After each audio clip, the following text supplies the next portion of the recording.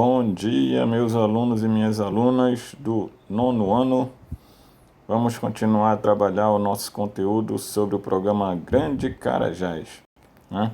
Nas últimas aulas a gente vem falando desse grande programa de exploração de recursos naturais implantado pela ditadura militar em nossa região. Nós falamos nas últimas aulas um pouco desse programa, do seu objetivo, da área onde ele foi instalado, né? Falamos um pouquinho sobre seus principais projetos. Já eu falei com vocês já do projeto Ferro Carajás, da importância desse projeto, maior projeto de exploração de ferro do mundo.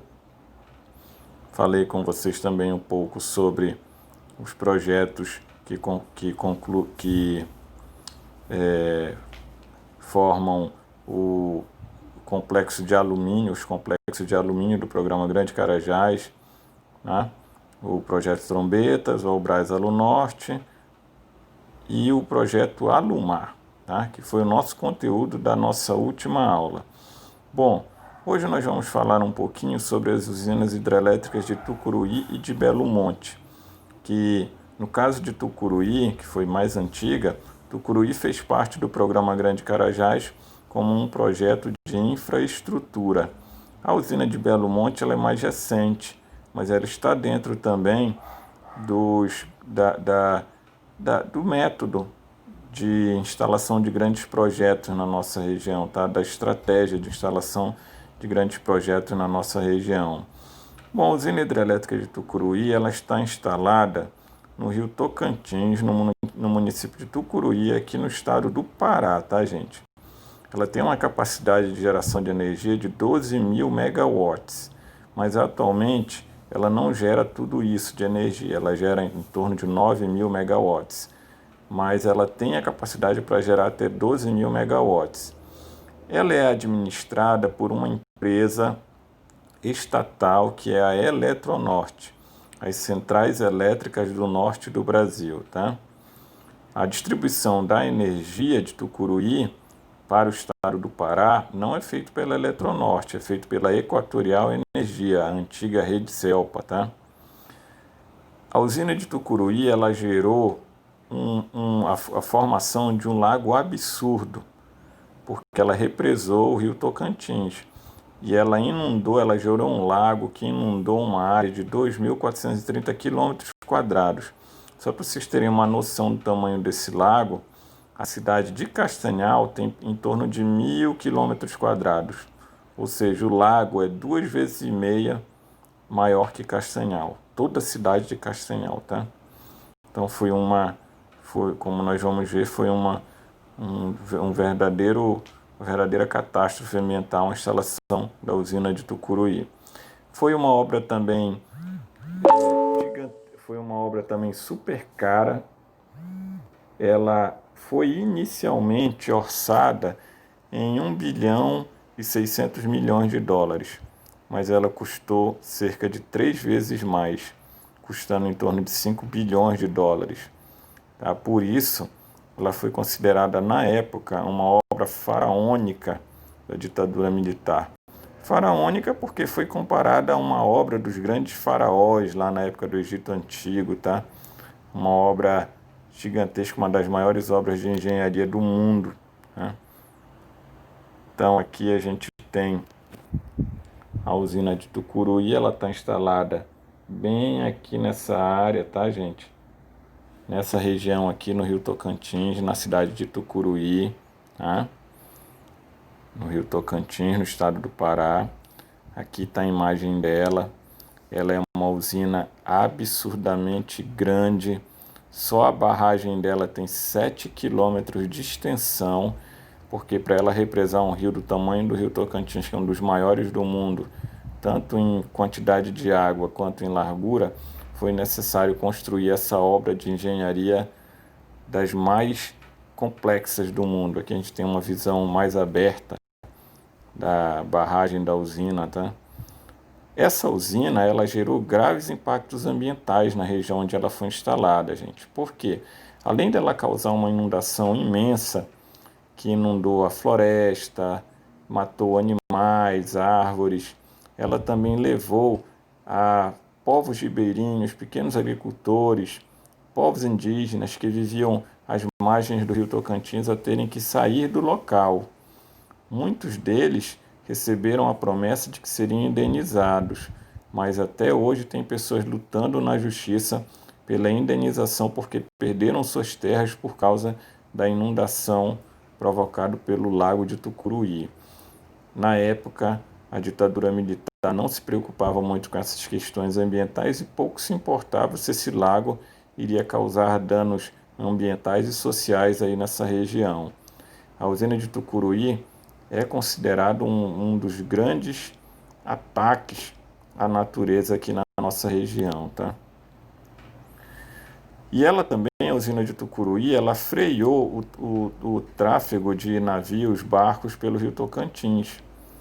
Foi prometido na época que seria construída uma eclusa para permitir o tráfego normal pelo rio. Uma eclusa é isso aí que vocês estão vendo, é uma espécie de elevador. Aqui a gente tem uma balsa, tá? Entrando aqui dentro desse elevador. Esse elevador ele tem aqui uma comporta. Essa comporta, quando o barco, o navio entra, ele enche de água aqui, tá? Aí o navio sobe, essa comporta bem aqui, ela se abre e aí o barco, o navio, a balsa passa por cima da barragem. Essa eclusa, ela foi prometida ser construída junto com a inauguração da usina, só que ela não foi entregue na época. Ela só veio a ser entregue no final da década de 2000, lá por volta de 2009, no governo do presidente Lula. Mas, mesmo com a entrega da eclusa, a navegação até hoje pelo rio Tocantins ela ainda não está normal, porque o rio Tocantins tem uma região em que há muitas pedras, é o chamado Pedral do Lourenço. Essas pedras elas deveriam já ter sido explodidas para a navegação voltar a ser normal no rio, mas até hoje o Pedral do Lourenço não foi explodido e a navegação de grandes navios, grandes embarcações que poderiam ser normais pelo rio Tocantins não acontece. A usina de Tucuruí ela começou a ser construída em 1975 e levou cerca de 9 anos para ficar pronta, sendo inaugurada lá em 1984, tá, gente? Uma das maiores usinas hidrelétricas do mundo. Aqui a gente tem algumas usinas hidrelétricas construídas na região amazônica e a gente vê aqui a área inundada, que é de Tucuruí, foi aqui a maior, tá? 2.430 quilômetros quadrados o lago inundou, tá? Tem Balbina aqui também, que foi construída no rio Atumã, no Amazonas, uma usina que gera pouca energia elétrica. Tucuruí ainda gera muita energia elétrica. Balbina gerou um lago imenso e produz pouca energia elétrica, né? Bom, agora falando da usina hidrelétrica de Belo Monte, vocês veem bem aqui esse círculozinho vermelho no mapa. Foi bem aí que a usina hidrelétrica de Belo Monte foi construída, né? Ela foi construída aqui na chamada Volta Grande do Rio Xingu, né? Ela foi construída próxima à cidade de Altamira. Ela envolve, vamos ver aqui, ela foi construída no Rio Xingu e ela envolve a área de 3 municípios, Vitória do Xingu, Brasil Novo e Altamira, ambos no Pará, tá, gente? Todos no Pará. Ela tem, quando ela estiver funcionando a pleno vapor, ela irá produzir 11.233 megawatts, produzindo até mais energia do que a própria usina de Tucuruí, se tornando a terceira maior usina hidrelétrica do mundo, ficando atrás apenas da usina de Três Gargantas na China e de Itaipu, que fica na fronteira entre o Brasil e o Paraguai, no rio Paraná, tá? Essa usina, ela custou, ela ainda está sendo, ela ainda não foi totalmente concluída, mas o custo da obra está orçado cerca de 19 bilhões de reais, tá? O que seria aí mais ou menos em torno de 4 bilhões de dólares, tá? Uma cifra astronômica. Agora o lago que ela vai gerar é bem menor que o de Tucuruí, é de cerca de 516 quilômetros quadrados, tá? porque a engenharia utilizada para construir Belo Monte ela foi diferente. Quem administra a usina de Belo Monte é uma empresa privada chamada Norte Energia, tá, gente? É uma empresa que não é estatal, como por exemplo Tucuruí, que é administrada pela empresa estatal Eletronorte. Belo Monte é administrada pela Norte Energia. Então, bem aqui a gente pode ver, aí no Rio Xingu, o Rio Xingu dá uma volta e próximo a Altamira, essa é chamada Volta Grande do Rio Xingu, bem aí que Belo Monte foi construída. O lago da usina é interessante. O que foi feito? Foi feito um desvio no rio. Então, nessa área que a gente vê aqui, essa área em vermelho aqui, essa área aqui é o lago da usina. Foram construídos aqui dois pequeninos canais que a gente pode ver aqui, tá? Esses canais desviaram a água para um lago menor, a barragem ela fica bem aqui da usina, tá? Bem aqui, melhor. Tá? Bem aqui. E aí, esse lago ele é bem menor, tá? Do que Tucuruí. Foi uma outra técnica de engenharia, né? Mas mesmo assim, aqui a gente pode ver já como a usina ficou, né? O lago é bem menor que o de Tucuruí. Na verdade é uma simulação, mas a obra de Belo Monte já está quase totalmente pronta. Belo Monte teve os seus contrários e os defensores e os contrários à obra, tá? Aqueles que foram contrários à obra alegavam que o rio, o desvio aqui do rio, que eu mostrei aqui para vocês, iria causar uma série de danos aqui ambientais. Primeiro que esse lago aqui, ele iria afetar uma tribo indígena que vive bem aqui, ó. A tribo indígena Paquissamba, que vive aqui nessa área em verde. Porque a vazão do rio, a quantidade de água que passaria a circular nessa área aqui, tá? Nessa área aqui, seria bem menor, né? Isso afetaria comunidades indígenas, isso afetaria a reprodução dos peixes, além também do lago inundar florestas, desalojar pequenos agricultores, né? Então, os impactos para esses povos indígenas, para as famílias ribeirinhas dessa região, seriam, como estão sendo já, muito graves por conta da diminuição da vazão da água do rio, porque o rio foi desviado para poder alimentar a barragem de Belo Monte. Então isso causou muitos protestos, tá? E outros danos também que a usina causou, né? Porque árvores ficaram submersas, apodreceram, isso contribui para a diminuição da fauna da região, né? E então os contrários à construção da usina foram muitos, mas mesmo assim a usina foi construída. Até mesmo dentro de Altamira, com a construção da barragem, áreas residenciais, bairros residenciais acabaram sendo alagados, inundados, né? Famílias acabaram perdendo suas moradias por conta da construção de Belo Monte.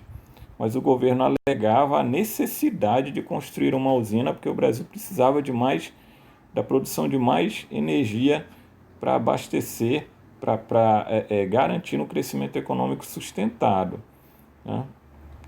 Agora, aqui a gente vê um protesto em Brasília contra a usina de Belo Monte, né?